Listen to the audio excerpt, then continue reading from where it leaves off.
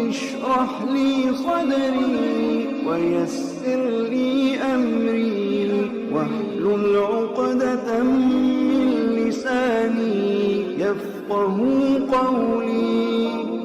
بسم اللہ الرحمن الرحیم۔ ایفس وظائف کی پیارے بہن بھائیو، السلام علیکم۔ آج کی اس ویڈیو میں ہم آپ کے ساتھ ذو الحج کے مہینے کا بہت ہی خاص اور طاقتور وظیفہ شیئر کریں گے۔ کیا آپ اپنے مالی حالات کی وجہ سے پریشان ہیں؟ کیا آپ قرض، رزق، دولت، شادی اور دیگر ضرورتوں کے پورا نہ ہونے کی وجہ سے پریشان ہیں؟ تو آپ کو پریشان ہونے کی ضرورت نہیں۔